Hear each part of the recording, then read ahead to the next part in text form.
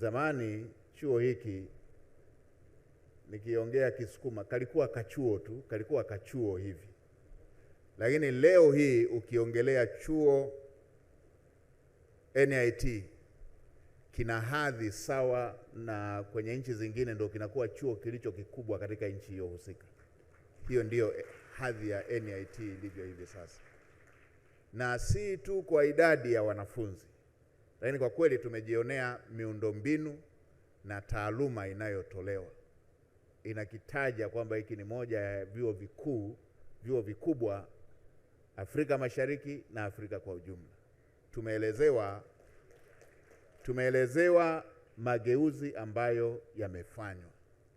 Hii ni ishara jinsi ambavyo Daktari Samia Suluhu Hassan anathamini mchango wa chuo hiki, na amenituma niwajulishe na kuwahakikishia kuwa serikali ipo tayari kuwawezesha wataalamu hawa wa logistics na usafiri ili taifa letu litumie vyema, linufaike vyema na kwa ufanisi mkubwa katika fursa zinazotolewa katika sekta ambazo zitanufaika na wataalamu hawa mnaowaandaa.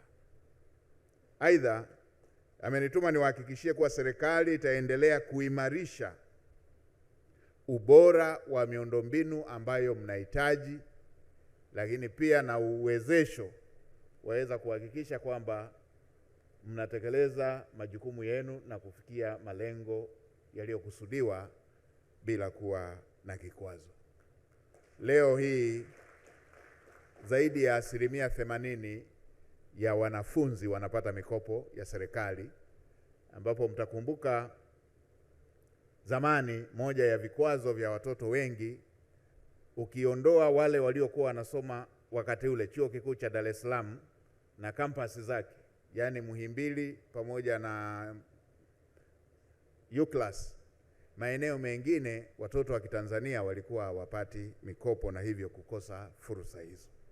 Daktari Samia Suluhu Hassan akaongeza vyuo vya kati, lakini na vyuo vikuu, na idadi ya wanufaika wa mikopo hiyo na viwango vya mikopo wanavyopata watoto wetu wanapokuwa katika vyuo hivi.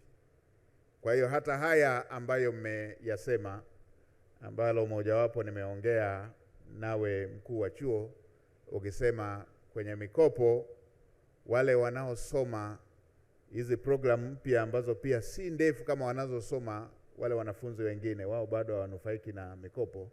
Kwa niaba ya serikali tumelipokea, na kadri hali itakavyokuwa inatengemaa tutaangalia uwezekano wa kujumuisha na hawa vijana wetu ambao wanasoma.